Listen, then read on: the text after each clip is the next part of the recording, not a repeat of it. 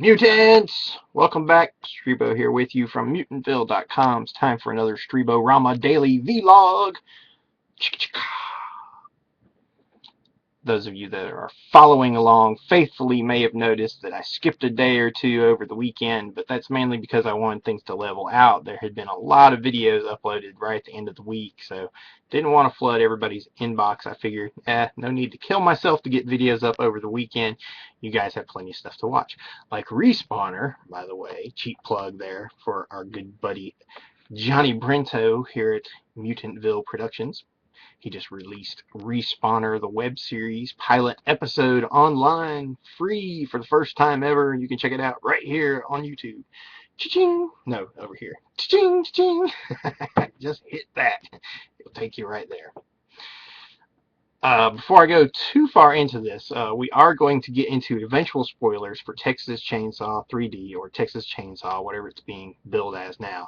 I actually saw it in the theater where it was billed as Texas Chainsaw 3D earlier this year, and we reviewed it on MVP Mutant Radio. I don't think I reviewed it here on YouTube. I probably should have. I need to get back to doing my YouTube reviews. But my buddy JD Reaper from the IMDb Horror Boards messaged me, and he said, look, I just saw Texas Chainsaw Massacre 3D, and I have to rant about it. Can I rant about it to you? And I told him, I said, yeah, rant about it to me, but send me something I can read on MVP Mutant Radio for the mailbag. So he sent me this huge rant, and I started reading it on that episode. It was actually episode 50, which featured our Oblivion review, as well as our summer 2013 movie wave preview. I'm not exactly sure what to call the phenomenon. I'll probably have a name for it by the time we go through it, but for now it's just an awesome summer movie wave that I can't wait to get into.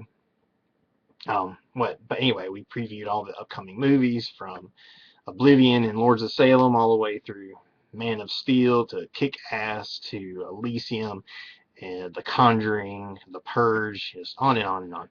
Anyway, it's a very cool episode. Check that out over at mutantville.com. Cheap plug, what's up? But anyway, so I'm reading his rant on the show, and it's just so long that there's no way to address it all on the show. It's hard enough just to read through it, and I'm reading through it, and the guys start goofing on me because it's so long. So we addressed part of it on the show, so I told Reaper that I would come back and address the spoiler section on a vlog. So from here on out, it's all spoilers for Texas Chainsaw 3D. So if you haven't seen it, we're going to get into some specifics here because I felt like I wanted to answer him, and there was no way to do that on the show. Which, by the way, download the show. It is on iTunes. It's also on Stitcher. You can get it on the Stitcher app. Listen to it on your iPhone or in your car, all kinds of cool stuff. Okay, let me pick up with Reaper's letter here because it's extensive. I will give the film a small amount of credit, and it's about the only credit I'll give it. For about 5 minutes, it seemed like a neat idea and something they could pull off. We see clips from the original nicely leading into the sequel, in quotes, as I guess it is to be called. We see the sheriff drive by the semi-truck from the original's finale, where Leatherface did his outstanding ballet performance.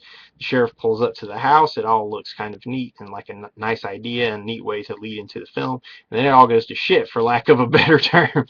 And here's where my rant about everything I can remember that sucked about the film begins, because from here on, I don't have anything good to say. Dun-dun-dun. Up to this point, I have to agree with you, JD, because I thought the beginning of the movie was just awesome. I loved that lead-in. Okay, I was about to mention the family characters, but let me see what you say here, because I can't go into too many tangents and still get through your entire question here. They changed the names of the characters and were introduced to an extended Leatherface family that looks like the rejects from Duck Dynasty, a mob of rednecks that belong in Night of the Living Dead at best. All of these events are supposed to take place in 1973, and then the movie picks up in 2012 when the baby girl that was found is older, but she doesn't look 39. She looks maybe 20, maybe even 25, but young for her age, but not 39, so they screwed that up bad. Well, let me comment on that. Actually, the beginning of the movie, they never name a time period. They just show us flashes from the original Texas Chainsaw Massacre, and after that little flashback sequence or whatever, there's another point where there's a title card and it says like 20 years later, I think, and that's the only communication of time we get. So technically, they did not say it happened in 1973. They placed it in kind of this weird oniric dream space where it can kind of change, which is something I actually gave them credit for. I thought that was pretty smart because there's no other way to do the movie unless it was going to be about a 39-year-old woman. There's no way to do it as a teen movie, as a dead teenager movie, as the late great Roger Ebert would say. So I thought they got that part right, actually. Let me get back to JD's letter, his rant, his mega rant. I already get the feel pretty quickly into the film that the main cast of characters are the typical kind of characters that I can't stand in horror movies. Yeah, I was kind of with you there. Whatever happened to giving me characters that I could root for? I don't exactly root for cocky characters, idiots, sluts, etc. Oh, and so the group picks up a hitchhiker that's completely soaking wet, and then shortly after seems to have dried quickly, but that's just pointing out movie goofs. So anyway. Yeah, I think that was one of the things I knocked points off my score for the movie, because the characters were all pretty one-dimensional, with the exception of the final girl. What was her name? Is it Heather? Yeah, Alexandra, played by Alexandra Daddario.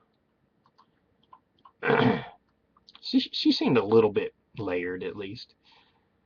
Okay, the characters are stupid enough to let the hitchhiker they just met stay at the house while they go into town for food and supplies, and then are shocked to come back and find that he'd stolen from them. Well, it's true, but he was also playing them. I mean, they did try to play up the angle that he was trying to fool them all along, but whatever, it was dumb. Ridiculously laughable. At least we did get a couple good scares from the first couple times it shows Leatherface, though I must say I didn't think the actor looked right to play Leatherface, especially if trying to play him in a sequel to Gunnar Hansen's version. He just seemed tall and strong looking, but not wide, big, broad, etc. Also, the red shirt was a bit much. Leatherface isn't quite so styling. Unless he's wearing his wig and makeup, he's very styling then. Actually, I didn't have any problems with Dan Yeager's Leatherface. I thought it was cool. It seemed like he was trying to homage the Gunnar Hansen version. I mean, there's not much he can do about the way he's actually physically shaped, but his mannerisms and the way he carried himself and communicated, I thought he actually did a good job aping Gunnar Hansen's Leatherface. But that's the whole point, is that this is a remake or a sequel or whatever you want to call it. So it's obviously derivative of the original, and therefore it can never be as good as the original. It's just rare instances where we see sequels outdo the original. We'll try to mention those when we get to the end, I guess. The main girl eventually is chased down by Leatherface, and make sure everything's still running. Instead of continuing to run, which would be smart, she hides in a coffin because that's a brilliant idea. Well, maybe she thought he'd run by. Then her boyfriend and best friend, who are cheating in a barn together, come out and yell at the stranger in the middle of the night, running a chainsaw in the graveyard, trying to figure out what he's doing. Because, again, we have brilliant characters worth rooting for. Sarcasm. That's true. I'm not sure if I would mess with anybody running a chainsaw in a graveyard in the middle of the night. I'd be like, there's somebody we need to leave alone. But I watch a lot of horror films, so maybe that's just me. The main girl is eventually... Oh, wait, sorry. They run into the barn, and of course we get to hear the wonderful "Welcome to Texas" quote from the cliche slutty character who talks like a drag queen. After all this, they drive the van down to the gate, only to do so is stupid as to not wait for the gate to open and try to drive it right through. After that, they even get After they even get through, they pause a second, which perfectly gives Leatherface enough time to saw the tire, causing a big crash and a turnover. Which at this point, I'd also add, I'm pretty surprised to see one of the few main characters off in a crash, and not exactly by Leatherface himself, but also then the girls that try to be quiet in the van while Leatherface approaches, as if he's going to be like, ah, it's quiet over there. They're probably all dead. I'll head back home. When instead they could have freaking ran away. Oh, and Leatherface is strong, I know, but turning a van back over is a bit much for a movie I'm supposed to take somewhat seriously, even for a giant retarded serial killer. Yeah, well, this is what it's all about, though. You either buy into these things or you don't. I mean, it's like, can he do all these things? Is he this strong and impervious and people playing hide and seek with the killer? That's probably, one of the reasons why I'm just bored with horror films on the whole. You want to see people with deeper dilemmas than just which way they should be running at any particular moment. Back to JD's letter. Leatherface chasing her through the carnival in front of everyone was ridiculous. The cheap chainsaw throw in 3D, such a gimmick, and I would expect it from an 80s slasher, but not from today. I actually liked that. I thought it was the only decent 3D because it was like something from an 80s slasher. But again, that's all just derivative because all this stuff has been done before. We've seen, so many variations of Leatherface. It's pathetic. Like I was going to show you guys this. Got this on the plane to Scotland to visit some family, which, by the way, happy birthday, Uncle Steve, if you watch this. Hope you're well. So I picked this up. I am not a fan of Texas Chainsaw 2003 at all. I don't care for the remake at all. I actually thought the beginning, the prequel to that remake, was okay. But I don't know how deep I should go into this. It's just remakes happen. That's it. Remakeism is something we have to live with, and it's either you accept it or you don't. It's either, if you don't, like Bruce Campbell said, if you don't like remakes, then you're never going to see another movie because that's all they're making nowadays. So you accept it or you don't, but we'll come back to that. So much just keeps happening that makes me realize how stupid these characters are and lazy these filmmakers are that it becomes pathetic. The main girl's mad when she finds out that rednecks killed her serial killer family. I think if I found out that my family were that family, I wouldn't give a crap who did what to them. Yeah, I agree with you there. Though I was enjoying that twist of making the final girl part of the family. I thought that was an interesting twist for me. Also, she's being chased down by the town mayor and yet stops to trust one of the cops. I think at this point, if the mayor's trying to kill me, I wouldn't be so stupid to trust one of these town cops either. I think you paid attention to this movie a lot more than I did. I was just kind of like, let's just go with it. It's a dead teenager movie, Let's see how you're going to line them up and kill them. That's all I'm here for. I'm not expecting Hamlet or Macbeth or anything. And the cop that goes to the Leatherface house is an idiot. He's like, I'm getting a creepy feeling here. Well, no shit. You just walk by pools of blood, and then he looks around and sees Leatherface has women's makeup lying around. So he says, women's makeup? What a freak. To which I think, really? This guy has a bunch of bones lying around. There's blood everywhere, and the freak part is because he has some lipstick on the dresser. I was thinking the same thing. I was like, really? That's what freaked you out? And then also, who kills one of the remaining characters? The cop, by accident. An incredibly stupid scene. Then the mayor says something like, "Don't worry, it didn't happen." It's true, but at least it was slightly different. I mean, it was slightly unexpected. You don't expect the cop to kill one of them, so whatever. It's one of those things. It's a matter of where your taste lies, how much you've bought into the movie, whether it's believable or not. Because it's no different, no better than or worse than Pulp Fiction, when they shoot Marvin. That's all I'll say about that. But so it's like, what makes it acceptable in Pulp Fiction, where you have a freak shooting like that, accidental shooting, and what makes it unacceptable in Texas Chainsaw 3D? It's a good question. It's all just a matter of where your taste, where your beliefs, all that, where they are going at the moment.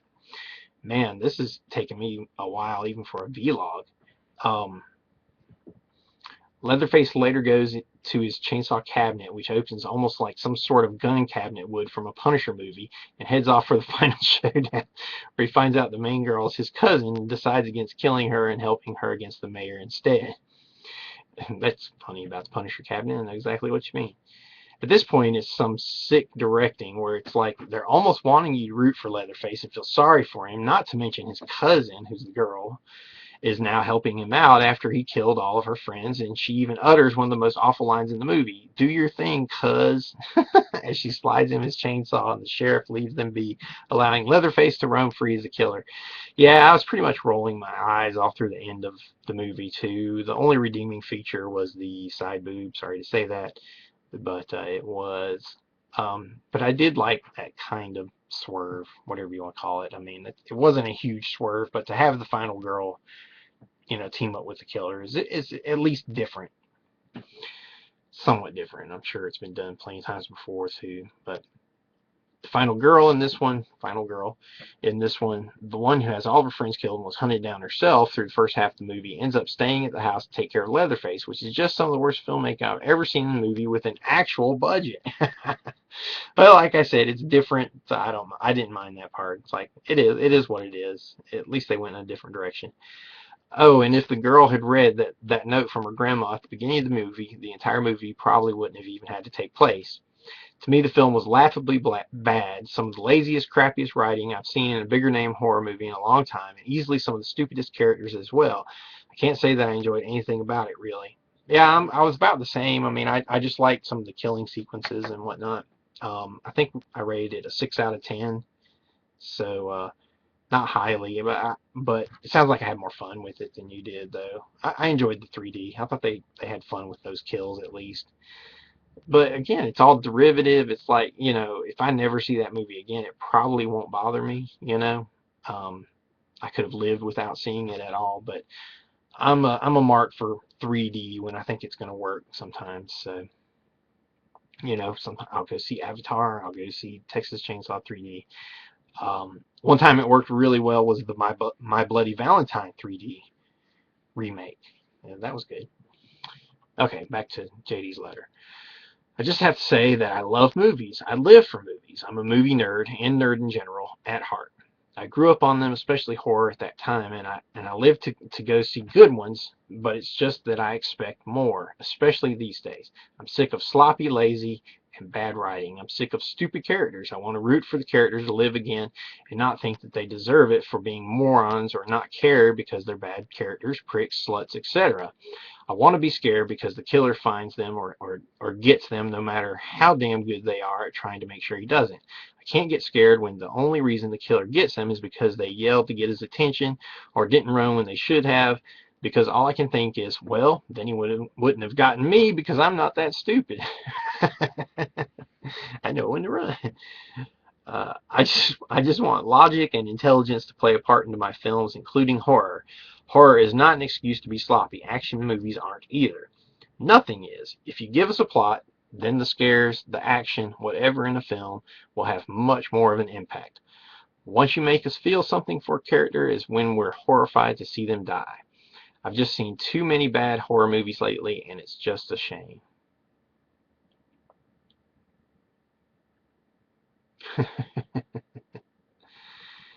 So there you go. Okay. Well, pretty much I agree with you. I think, that's just one of the reasons I'm a bit tired with horror films right now. It's just too much of a peekaboo, hide and seek kind of genre. So I'm much more interested in things that are more visually engaging. That's why I'm excited to go see Lords of Salem, because Rob Zombie says there's no plot to it. Well, okay, well, then it should be a lot of visuals and should communicate the story in that way. So I'm looking forward to it. Let's see. Earlier we were talking about sequels never being able to live up to the impact of the original. It's only very rarely, like maybe Evil Dead 2, or The Empire Strikes Back, or Terminator 2, or Aliens. The big, these are the huge sequel movies, because it very rarely happens. Very rarely happens. Usually for every one Highlander we get 20 Highlander 2s. So think about that. Godfather 2 over The Godfather. You know, that's a rare instance. And you have to look at all these sequels and remakes and even the prequels. They're always going to come after. They're always going to be considered a sequel or a retelling or some sort, but they can never be the original that the first one was. It doesn't matter where they place it in the chronology. It's only going to have that impact one time, whether it's Jaws or Star Wars or The Matrix or The Ring, Ringu, what have you. So there you go. You got to just take it or leave it. Take it or leave it. It just depends on what else is going on in the world. If I would have skipped Texas Chainsaw 3D, I probably would be fine with it right now. You know, part of my reasoning for going to see it was just so we could review it for the site and have content for it. So, you know, mission accomplished on that. So anyway, thank you for the very long and detailed rant, JD Reaper. Next time, feel free to write into the show. We will answer it on the MVP Mindmeld Mailbag, but just make it a much shorter question, maybe one sentence, and that way we can delve into a little bit more discussion on it. But I enjoyed sharing your point of view with everybody. So hopefully people that have seen the movie will chime in and let us know what they thought. Probably a lot of them agree with you. So we'll see. We'll see. Take it or leave it. Take it or leave it. And then there's Iron Man 3. But anyway, if you want to hear the rest of the episode, this was episode 50 of MVP Mutant Radio. You can follow the link down there to Libsyn and find the entire podcast archives over there. We had the MVP Summer 2013 Movie Wave preview show where we talked about all the movies. That was awesome. And our expectations of them. And the plan is to have an end of the season show, you know, at the beginning of the fall or whatever, where we can share our thoughts on how the summer turned out. So should be exciting. We're off to a good start. Oblivion is a good place to start if you haven't seen it yet. Start there. All right, this is Streebo. Find us at mutantville.com for all that other stuff, and I'll see you next time.